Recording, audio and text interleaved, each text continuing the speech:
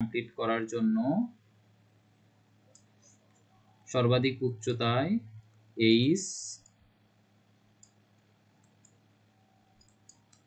এখান থেকে যে একটা বেগ থাকে প্রক্ষেপণ বেগ সেটা ভি নট, এবং যে কোণ করে যায় সেটা হচ্ছে থিটা কোণ, এবং উৎক্ষেপণ বিন্দু থেকে পাদবিন্দুতে আসতে অনুভূমিক বরাবর যে দূরত্বটা থাকে সেটাই হচ্ছে রেঞ্জ, বা একে শুধুমাত্র আর দ্বারা প্রকাশ করা হয়। তারপরে প্রত্যেকটা বিন্দুতে অনুভূমিক বরাবর এবং উলম্ব বরাবর দুটা করে উপাংশ, মানে অনুভূমিক বরাবর একটি উপাংশ থাকে ভিএক্স এবং ভিওয়াই থাকে।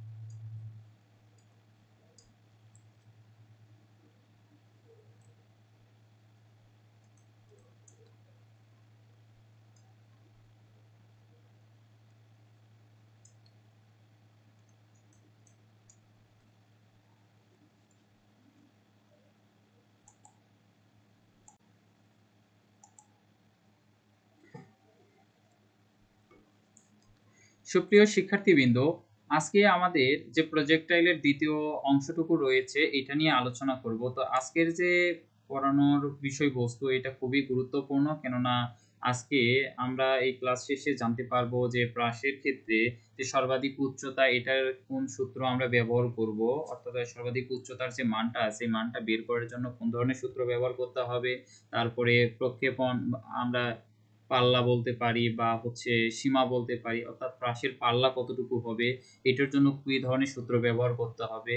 দেন সর্বাধিক উচ্চতায় পৌঁছানোর জন্য কতটুকু সময়ের প্রয়োজন পড়বে, আবার উৎক্ষেপণ বিন্দু হতে আবার শেষ বিন্দুতে আসতে অর্থাৎ বিচরণ কাল বা উড্ডয়ন কাল কতটুকু হবে, এই বিষয়গুলো আমরা খুব সহজেই জানতে পারবো। তাছাড়া আরো জানতে পারবো যে সর্বাধিক উচ্চতায় গতিশক্তি এবং বিভব শক্তিও বলতে পারি, অথবা স্থিতিশক্তির পরিমাণ কি রকম থাকে। এই ওভারঅল যে আলোচনাগুলো রয়েছে এটা আমরা খুবই সুন্দরভাবে এখানে তুলে ধরার চেষ্টা করব। তাহলে সকলকে সুন্দরভাবে এই বিষয়বস্তুগুলো বোঝার জন্য শেষ পর্যন্ত ক্লাসটি দেখার জন্য বিশেষ অনুরোধ করছি। তাহলে প্রজেক্টাইলের ক্ষেত্রে আমরা যদি সর্বাধিক উচ্চতা বের করতে চাই, অর্থাৎ প্রথম অবস্থায় আমরা বের করব কি সর্বাধিক উচ্চতা, সর্বাধিক উচ্চতা, উচ্চতা এটা আমরা এইচ দ্বারা প্রকাশ করব। ওকে, এখন আমরা বলতে পারি যে সর্বোচ্চ বিন্দু, ধরি সর্বোচ্চ বিন্দুতে আমাদের উলম্ব উপাংশের মান হচ্ছে 0। এই যে সর্বাধিক বিন্দু, এই সর্বাধিক বিন্দুতে আমাদের, এর আগে আমি বলেছিলাম যে সর্বাধিক উচ্চতায় বা সর্বোচ্চ বিন্দুতে গতি হয় একমাত্রিক এবং উলম্ব বরাবর যে বেগের মান রয়েছে সেই মানের পরিমাণটা হয়ে যায় 0। অর্থাৎ আমরা লিখতে পারি যে সর্বোচ্চ বিন্দুতে উলম্ব উপাংশের মান 0 হয়। উলম্ব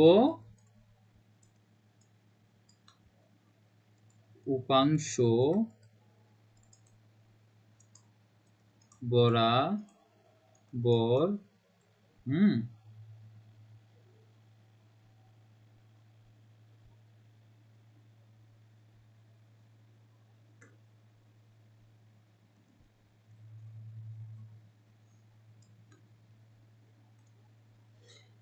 আমরা বলতে পারি যে সর্বাধিক উচ্চতায় উলম্ব উপাংশের মান 0 হয়। ওই কথাটাই আমরা লিখব যে সর্বোচ্চ বিন্দুতে, সর্বোচ্চ বিন্দুতে উলম্ব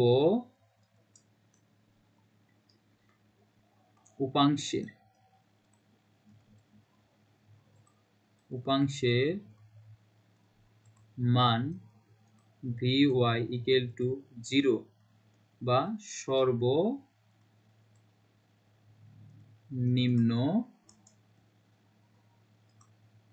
হয় লিখলাম। সেক্ষেত্রে সমীকরণটা কেমন হবে অ্যাকচুয়ালি? সেক্ষেত্রে সমীকরণ হবে কেমন, যে আমরা জানি যে vy = v0 sin θ minus gt। যেহেতু vy এর মানটা 0, সেহেতু আমরা মানটা এখানে বসিয়ে দিই 0, v0 sin θ মাইনাস gt। তাহলে gt = v0 sin θ আমরা লিখতে পারি, t = v0 sin θ by g। তাহলে আমরা এখানে কি বলতে পারি? সর্বোচ্চ বিন্দুতে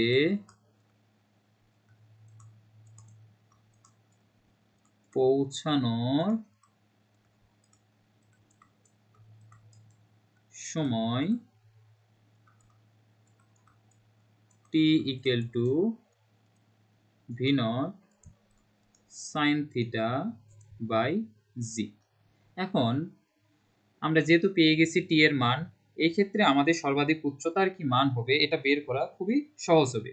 এখন এই যে আমরা y = আবার এটাও জানতাম যে v0 sin θ t minus half of gt square. আমরা এই সূত্র জানি। এই সূত্রটাই অ্যাকচুয়ালি এই যে এইরকম, যে বলা যায় h, এটাও বলতে পারি h = ut minus half of gt square. এই যে এটা হচ্ছে অ্যাকচুয়ালি সূত্র, এটাকে একটু মডিফাই করে এরকম করে দেওয়া হয়েছে। এখানে u বলতে বোঝানো হচ্ছে যে বেগের উপাংশের যে মানটা রয়েছে সেই মানটা আমরা নিয়েছি উলম্ব বরাবর। যেহেতু y = আমরা h এখানে ধরতেই পারি, h বসিয়ে দিলাম, দিলে পরে কি হয়ে যাচ্ছে আমাদের v0 sin θ। এখন t এর মানটা আমরা বসাই দিব, t এর মান কি পেয়েছি? v0 sin θ বাই g পেয়েছি, minus half of g, t এর মান পেয়েছি v0 sin θ বাই g এর উপরে স্কয়ার। তাহলে খুব সহজেই আমরা এই মানটা পেয়ে গেছি। এখান থেকে আমরা এখন ক্যালকুলেশন করব। ক্যালকুলেশন করলে পরে কি হয় আমাদের? এখানেও sin θ আছে, এখানেও sin θ আছে, এখানেও v0 আছে, এখানেও v0, তার মানে v0 এর উপরে স্কয়ার sin θ এর উপরে square by g minus half of g গুণিতক v0 এর উপরে স্কয়ার sin θ এর উপরে স্কয়ার বাই g এর উপরে স্কয়ার। তাহলে এখানে একটা g, এখানে একটা g, এখানে g স্কয়ার আছে, তার মানে দুইটা g থেকে যদি আমরা একটা g কেটে দেই তাহলে একটা g থেকে যাবে, এটা কাটলে পরে এখানে আমরা g রাখলাম। তাহলে আমরা খুব সহজেই পাই v0 এর উপরে স্কয়ার sin θ উপরে square by g minus v0 এর উপরে স্কয়ার sin θ এর উপরে স্কয়ার বাই 2g। তাহলে এই দুইটা থেকে আমরা কি কমন নিতে পারি? খুব সহজেই আমরা বলতে পারি যে এই দুইটা থেকেই আমরা v0 এর উপরে স্কয়ার sin θ এর উপরে স্কয়ার বাই g কমন নিতে পারি। কমন নিলে পারে এই পুরোটা থেকে যদি পুরোটাই আমরা কমন নিই তাহলে 1 থাকে, আর এইটা থেকে যদি আমরা v square sine square theta by g যদি কমন নিই সেক্ষেত্রে আমাদের হাফ থাকে। তাহলে আমরা ক্যালকুলেশন করি ভি নট এর উপরে স্কোয়ার সাইন থিটার উপরে স্কোয়ার বাই জি, আর 1 থেকে যদি হাফ বিয়োগ করা হয় তাহলে অবশ্যই ওটার মানটাও হাফ হয়ে যাবে। তাহলে আমরা মান কি পেলাম? অ্যাকচুয়ালি ভি নটের উপরে স্কোয়ার সাইন থিটার উপরে স্কোয়ার বাই 2g। অর্থাৎ আমরা লিখতে পারি কি, অর্থাৎ সর্বোচ্চ উচ্চতা is equal to ভি নটের উপরে স্কোয়ার সাইন থিটার উপরে স্কোয়ার বাই 2g।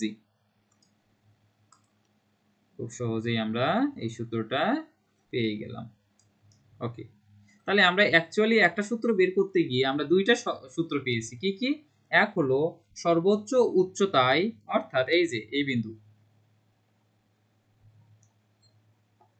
এই যে সর্বোচ্চ উচ্চতায় পৌঁছানোর সময় বা উঠতে যে সময় লাগে সেই সময়ের মান কত সেটাও পেয়েছি, এবং এই সর্বাধিক উচ্চতার মান যদি আমরা কখনো বের করতে চাই, এইচ এর মান যদি কখনো বের করতে চাই, সেই ক্ষেত্রে আমাদের কি করতে হবে? খুব সহজেই এইচ ইকুয়াল টু ভি নটের উপরে square sine square theta by 2g বসাইলে পারে এই যে এইচ এর মানটা খুব সহজেই আমরা পেয়ে যাব। ওকে, ফাইন।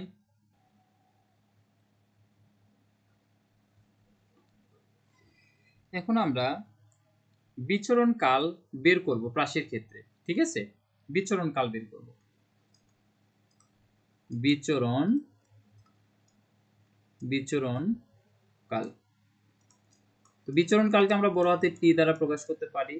কেননা আমরা যখন একটা প্রাস দাগাই, এই যে একটা প্রাস দাগাইলাম, এই প্রাসের ও বিন্দু হতে বি বিন্দুতে আসার জন্য অ্যাকচুয়ালি এটা সর্বাধিক উচ্চতা ছিল। তো দেখেন ও বিন্দুতে সে তার যাত্রা শুরু করেছে এবং বি বিন্দুতে এসে তার যাত্রাটা শেষ করেছে। তাহলে সে একবার এই সর্বোচ্চ বিন্দুতে উঠেছে, সর্বোচ্চ বিন্দু থেকে আবার সে ভূমিতে পতিত হয়েছে। তার মানে অ্যাকচুয়ালি সে পুরো পথটুকুই অতিক্রম করেছে। তার মানে এটা তার চলন কালও আমি বলতে পারি। সে হয়তোবা হাফ অংশ উপরে উঠেছে এবং হাফ অংশ নিচে উঠেছে, দুটো যদি আমরা যোগ করি সেই ক্ষেত্রেও আমাদের ফুল টি এর মানটা আমরা পেয়ে যাব। ওকে, একটু দেই ভি নট। ওকে, এটা ভি এক্স আর এটা হচ্ছে ভি ওয়াই। ওকে, আর এখানে ভি এক্স আর এটা হচ্ছে ভি ওয়াই। ওকে, আমরা এখন বিচরণ কালটা বের করার চেষ্টা করব। তো আমরা সকলেই জানি যে বস্তুটি যখন ওটা শুরু করেছিল এই যে ও বিন্দু থেকে এবং যখন বি বিন্দুতে এসে নেমেছিল, তখন ওয়াই এর মানটা 0 হয়ে যায়। কি হয়ে যায়? 0 হয়ে যায়। অর্থাৎ এক্ষেত্রে ওঠা ও নামার ক্ষেত্রে y ইকুয়াল টু 0। আমরা একটু কালারটা চেঞ্জ করে দেই, y ইকুয়াল টু 0। তাহলে y ইকুয়াল টু যদি 0 হয় তাহলে আমরা কি এটা লিখতে পারি না যে y equal to v naught sine theta t minus half of g t square. Okay, তাহলে আমরা খুব সহজেই y এর জায়গাতে আমরা শূন্য বসাইতে পারি, equal to v naught sine theta t minus half of g t square. Okay, এরপরে কি হবে, কি করতে পারি আমরা? অ্যাকচুয়ালি আমরা যদি এখানেও টি আছে এখানে টি স্কোয়ার আছে, তাহলে আমরা যদি টি কমন নেই সেক্ষেত্রে আমাদের কি হবে? V naught sine theta minus half of GT equal to 0 লিখলাম। এক্ষেত্রে কি হবে? টি ইকুয়াল টু 0 অথবা অথবা V naught sine theta minus half of g t square, sorry GT square না, জিটি ইকুয়াল টু 0। তাহলে এখান থেকে আমরা খুব সহজেই কি করতে পারি, half of GT equal to v naught sine theta লিখতে পারি। জাস্ট খালি এদিক ওদিক করে দিলাম। এরপরে কি করতে পারি,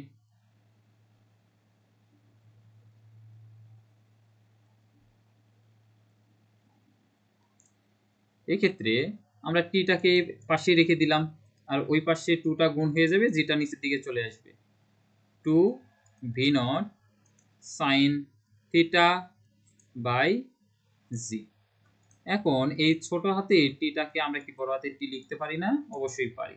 বড় হাতের t equal to two v naught sine theta by g. এটাই হলো কিসের সূত্র? বিচরণকাল। বিচরণকাল খুব সহজেই আমরা পেয়ে গেলাম। বিচরণকাল equal to two v sine theta, two v naught sine theta g বা বাই জি অ্যাকচুয়ালি।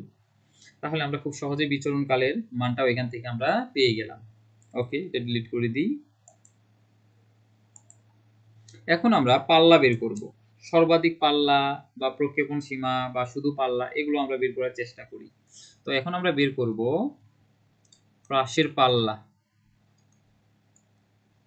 প্রাসের পাল্লা, সরি পাল্লা, যেটাকে রেঞ্জ বলে আর। ওকে, আমরা এখন রেঞ্জ বের করার চেষ্টা করব। সেটা হলো,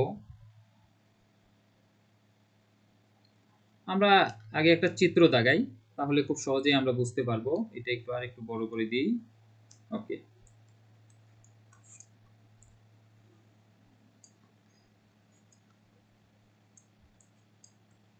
এই যে আর, এটা আমি ও ধরলাম, এটা আমি বি ধরলাম। ওকে, এইচ, আর এখানে একটা বিগে actually v naught. Okay, v x, v y. Okay, এখন আমরা আরেকটা বিষয় দেখার চেষ্টা করি। সেটা হলো অনুভূমিক দিকে এই যে ও বি সমান সমান, আর রেঞ্জ ও বিন্দু থেকে যাত্রা শুরু করেছিল, বি বিন্দুতে এসে যাত্রা শেষ করেছে, আর অনুভূমিক বরাবর মোট দূরত্ব হচ্ছে আর। ঠিক আছে, এখন আমরা সকলেই জানি এইরকম যে এস ইকুয়াল টু ভিটি, এই সূত্রটা জানি। তাহলে এস এর জায়গাতে যদি আমি আর বসাই, আবার কি অশুদ্ধ হবে? হবে না। এবং ভি এর জায়গাতে যেহেতু অনুভূমিক বরাবর তার বেগটা বোঝাচ্ছে, সেক্ষেত্রে আমি ভিটাকে ভি এক্স লিখবো, আর টিটাকে কি লিখবো? যেহেতু তার যাত্রা শুরু এবং যাত্রা শেষ মোট দূরত্ব অতিক্রম করেছে, সেহেতু আমি এখানে ছোট হাতের টি ব্যবহার না করে বড় হাতের টি ব্যবহার করব। তাহলে ভি এক্স সমান আমি জানি V x equal to v nought cos theta, এটা আমি জানি। তাহলে ভি নট কস থিটা আর বড় হাতের টি সমান সমান কি লিখতে পারি? একটু আগেই পেয়েছি, কি পেয়েছি? পেয়েছি যে two v naught sine theta by g, এই মান পেয়েছি। এখন আমি কি করতে পারি? এখানে একটা ভি নট আছে, এখানে একটা ভি নট আছে, তার মানে ভি নটের উপরে স্কয়ার, এখানে সাইন থিটা, এখানে কস থিটা, তার আগে টু আছে, টু বসাই দিলাম, আর নিচে জি আছে, জি বসাই দেই, two sine theta into cos theta. আমরা সবাই জানি যে two sine theta into cos theta equal to sine two theta, এটা আমরা জানি এই সূত্রটা। তাহলে আমি two sine theta into cos theta equal to sine two theta আমি লিখতে পারি, অর্থাৎ আর ইকুয়াল টু ভি নটের উপর স্কোয়ার সাইন 2 থিটা বাই কি অভিকর্ষের ত্বরণ জি।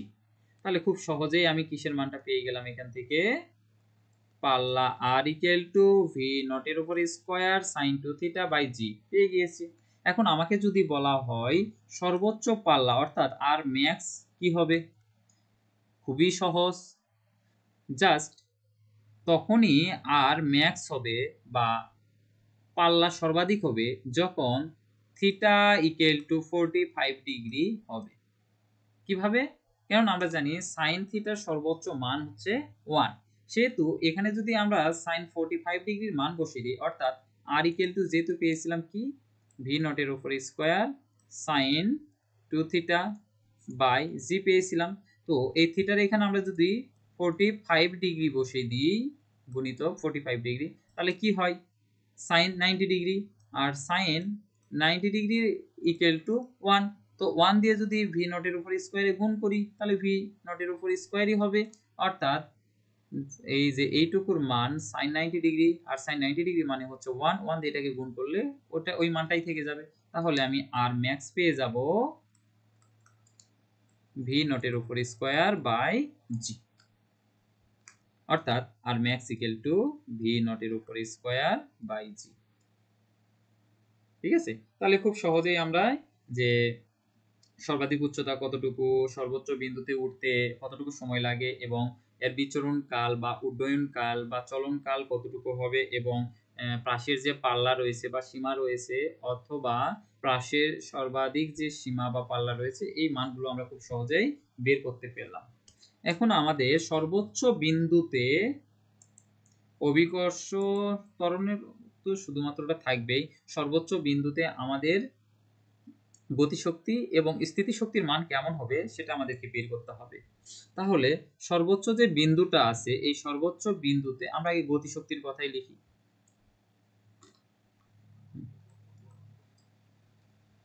দেখেন সর্বোচ্চ সর্বোচ্চ বিন্দুতে প্রাসের গতিশক্তি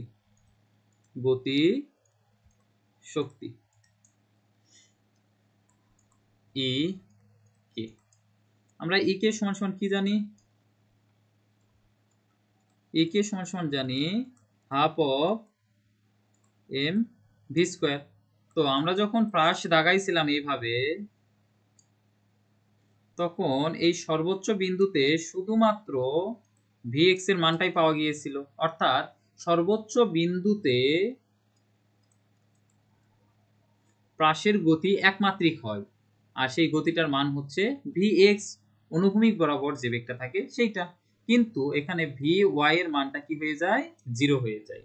তাহলে এখানে যে ভি এর মানটা দেয়া আছে E K equal to half of M V square, এক্ষেত্রে আমরা কি লিখতে পারি হাফ অফ এম থাক আর ভি এর জায়গাতে আমরা কি লিখব ভি এক্স এর উপর স্কয়ার। ওকে, তাহলে half of M V nought cos theta এর উপরে হোল স্কয়ার, তাহলে কি হয় half of M V nought এর উপর square cos square theta. Okay, তাহলে ই কে সমান সমান আমরা পেলাম half of M V square অর্থাৎ ভি নট এর উপর স্কয়ার কস স্কয়ার থিটা। এখন আমরা বের করব 2 নাম্বার, সেটা হচ্ছে সর্বোচ্চ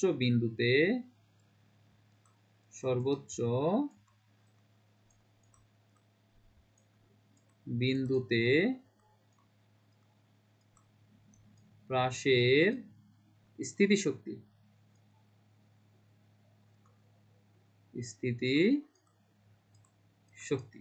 সেই স্থিতিশক্তিটা কি ই পি। তো ইপি সমান আমরা কি জানি, ইপি সমান আমরা জানি এম জি এইচ, তাহলে এম জি যা আছে তাই লিখে রাখলাম আর এইচ একটু আগে আমরা পেয়েছি কি গুণিতক এইচ এর মান আমরা পেয়েছিলাম প্রথম দিকে যে সর্বাধিক উচ্চতা মান হচ্ছে ভি নটের উপর স্কয়ার সাইন থিটার উপর স্কয়ার, যদিও এই থিটার উপর বলতে অ্যাকচুয়ালি এই জায়গাতে, আর নিচে হচ্ছে 2g, এটা পেয়েছি। ওকে, সমান সমান আমরা কি লিখতে পারি, এখানে জি আছে এখানেও জি আছে, কাটাই দিলাম। তাহলে কি হয়ে যাচ্ছে, হাফ অফ এম ভি নটের উপর স্কয়ার সাইন থিটার উপর স্কয়ার, এটাও পেয়েছি। তাহলে আমরা মোট শক্তি সমান কি লিখতে পারি, মোট শক্তি E equal to E K plus EP, এটা আমরা লিখতে পারি। ই কে এর মান আমরা পেয়েছিলাম হাফ অফ এম ভি নটের উপর square cos square theta, plus ইপির মান পেয়েছিলাম হাফ অফ এম ভি নটের উপর স্কয়ার সাইন স্কয়ার থিটা। তাহলে এই দুটা থেকেই কমন যাচ্ছে হাফ অফ এম ভি নটের উপর স্কয়ার, কমন নিলে পারে এখানে থাকে কস স্কয়ার থিটা আর এখানে সাইন স্কয়ার থিটা। তা আমরা একটু মিল করে লিখলাম, আগে সাইন স্কয়ার থিটা তারপর আমরা কস স্কয়ার থিটা লিখলাম, কোনো সমস্যা নাই। আমরা জানি যে sine square theta plus cos square theta equal to 1, তাহলে পুরোটার মান হয়ে যাচ্ছে হাফ অফ এম ভি নটের উপরে স্কয়ার। তাহলে ই ইকুয়াল টু আমরা কি পেলাম, হাফ অফ এম ভি নটের উপরে স্কয়ার। তাহলে খুব সহজেই আমরা গতিশক্তি এবং স্থিতিশক্তির মান কেমন হবে এই যে সর্বোচ্চ বিন্দুতে, এই সর্বোচ্চ বিন্দুতে কালারটা চেঞ্জ করে দিই, সর্বাধিক উচ্চতায় বা সর্বোচ্চ বিন্দুতে প্রাসের গতিশক্তি এবং স্থিতিশক্তির মান কেমন হয় সেটা আমরা খুব সহজেই বের করতে পারলাম। তাহলে আজকে এই পর্যন্ত থাক, সকলকে অত্যন্ত ধন্যবাদ।